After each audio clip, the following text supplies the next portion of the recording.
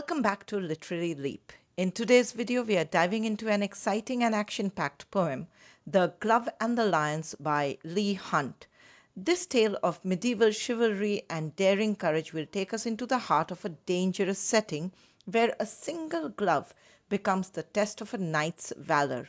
Through this powerful narrative, we'll explore themes of bravery, loyalty, and human nature, all with Hunt's signature wit and charm. Stick around as we break down each stanza, unravel its meaning, and discover the deeper message hidden within this classic poem. King Francis was a hearty king and loved a royal sport, and one day as his lions fought, sat looking on the court. The nobles filled the benches and the ladies in their pride, and mongst them sat the Count de Lorge with one for whom he sighed. And truly 'twas a gallant thing to see that crowning show, valor and love, and a king above, and the royal beasts below. So in these lines, we are introduced to King Francis, a hearty king, a king full of energy and strength, a strong and enthusiastic ruler who enjoyed royal sports like watching lions fight. One day, when he is sitting in his court, that is the area where the king and his followers are gathered, watching his lions engage in a fierce battle, surrounding the king are many important nobles, that is, people of high rank, often close to the king, who are seated on benches, and many proud and beautiful ladies in the audience. Now, among them is a nobleman named Count de Lorge with his lady love, one for whom he sighed, that means showed feelings of love or infatuation. The scene is grand and exciting. There is valor and love with a king watching from above, brave knights and nobles showing off their courage, and ferocious lions fighting below. So lions fought, sat looking is an alliteration. The poet uses imagery and paints a vivid picture of the scene with the king above and the royal beasts below. So in this passage, we see that the poet sets the scene for the dramatic events that are about to unfold, with the contrast between nobility and wild animals, and a hint of romance with Count de Lorge's love interest. Ramped and roared the lions with horrid laughing jaws. They bit, they glared, gave blows like beams. A wind went with their paws. With wallowing might and stifled roar, they rolled on one another, till all the pit with sand and mane was in a thunderous smother. The bloody foam above the bars came whisking through the air. Said Francis then, "Faith, gentlemen, we are better here than there." In these lines, the lions are described as fighting fiercely. They ramp, that means jump or leap forcefully, and roar loudly, their mouths open in terrifying grins, showing their dangerous jaws. The lions are so powerful that when they hit each other, their blows feel like beams that are like strong hits, like solid wooden beams. Their paws create a wind because of the force and speed of their movements. The lions are rolling around with immense strength. Their growls are stifled, that is, muffled or suppressed, and they are covered in sand and tangled manes as the fight becomes more chaotic. The entire fighting area is filled with dust and noise, like a thunderous smother, that is, a noisy, chaotic, storm-like mess. Blood and foam are seen whisking or flying through the air, rising above the bars. Here, bars refers to the area or the structure or cage that is separating the lions from the audience. Watching this intense scene, King Francis remarks to the gentlemen in the audience that they are fortunate to be safely seated where they are, rather than in the pit with the lions. Francis uses the word faith. He uses it to express or emphasize his gratefulness or thankfulness for being seated safely away from the lion's pit. Blows like beams is a simile comparing the lion's hits to solid, heavy beams emphasizing their power.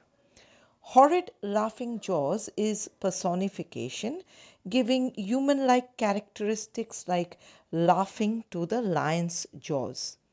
Bloody foam above the bars is an alliteration.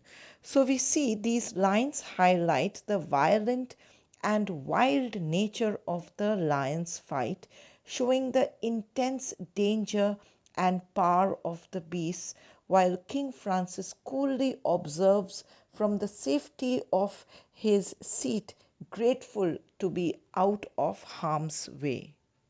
The Lorge's love o'erheard the king, a beauteous lively dame, with smiling lips and sharp bright eyes, which always seemed the same. She thought, the Count my lover is brave as brave can be. He surely would do wondrous things to show his love of me. King, ladies, lovers, all look on. The occasion is divine. I'll drop my glove to prove his love. Great glory will be mine. So, in these lines, we are introduced to De Lorge's love, a beautiful and charming lady. She has smiling lips and sharp, bright eyes that never seem to change their expression. After overhearing King Francis's comment about being safe from the lions, she starts thinking about her lover and she is convinced that De Lorge is as brave as anyone could be, and she believes he would do something extraordinary to prove his love for her.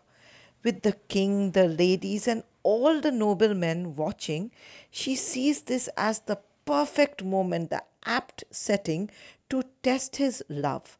She decides to drop her glove. In those days, a glove was a delicate and important accessory for ladies, into the lion pit, thinking that if De Lorge retrieves it for her, it will prove his love and courage, and she will receive great glory, and that is admiration and praise from everyone for being so lucky that she has such a brave and wonderful man as her lover. Now, the poet uses alliteration in the line smiling lips and sharp bright eyes. We see personification is used when the poet uses words like smiling lips and sharp bright eyes, which give human qualities to the lady's physical features to emphasize her attractiveness and confidence. Hyperbole is used in the line, he surely would do wondrous things. That is exaggeration of what De Lorge might do to prove his love, making it sound grander. So, in these lines, we see that the lady's vanity and cunning is revealed. She wants to test her lover's bravery in a public display, thinking that making him retrieve the glove from the lion pit will bring her fame and admiration. The scene also hits at her selfishness as she puts her lover's life at risk for her own glory. She dropped her glove to prove his love, then looked at him and smiled. He bowed, and in a moment leaped among the lions wild. The leap was quick, return was quick. He has regained his place. Then threw the glove, but not with love, right in the lady's face. By God, said Francis, rightly done, and he rose from where he sat. No love, quoth he, but vanity sets love a task like that. In these lines, the lady is seen to drop her glove into the lion pit to test her lover's courage. Now, after dropping it, she looks at Count de Lorge and smiles at him, encouraging him to act, that is, to jump into the pit and retrieve the glove for her. Without hesitation, the Count bows and quickly jumps into the enclosure where the wild lions are. His leap is fast and he returns just as quickly, managing to get back to safety, that is, regained his place. However, instead of handing the glove back to her gently, he throws it right at her face, showing his frustration, anger, and disgust. Now, this moment changes the tone from romantic to one of ridicule or scorn. We see the king's reaction when he comments on the incident, stating, "No love, quoth he, but vanity sets love a task like that." Here, the king praises the count's action, recognizing that the lady's challenge was more about her pride and vanity than genuine love. She used the situation to test her lover, which reveals that her motivations were superficial rather than heartfelt. She was more concerned about receiving glory and fame rather than be concerned about the count's life or be concerned about his safety. The poet uses alliteration when he uses the line leaped among the lions wild. Now we also see the poet has used irony. The contrast between the lady's expectation of a romantic gesture and the reality of de Lorge's actions show that his actions were not driven by love. Personification is also used in no love but vanity, giving human qualities to the concept of vanity, suggesting it can influence actions. Actions over here refer to the action of dropping the glove into the lion's pit and expecting the count to retrieve it. So these lines illustrate a dramatic moment of bravery that quickly turns sour. While the lady's plan to test her lover's courage seems romantic, it instead reveals the underlying motivations of both characters, her vanity and his frustration. The king's comment highlights the theme that true love should not require such dangerous tests. So there we have it. The Glove and the Lions teaches us that love can be a bit of a wild ride. Sometimes you leap into danger for a glove, and sometimes you just end up with a face full of leather. Remember, next time you want to impress someone, maybe try a sweet note or a nice compliment instead of a dramatic lion leap. It's much safer, and your crush might actually appreciate it. If you enjoyed this breakdown and have any questions or thoughts about the poem we just discussed, feel free to leave them in the comments section. Before we wrap up, don't forget, on my channel you'll also find MCQs and detailed questions and answers to help you prepare thoroughly for your exams. Don't forget to like this video if you found it helpful, subscribe for more literary insights, and hit the bell icon to stay updated on all our latest content. Thanks for tuning in.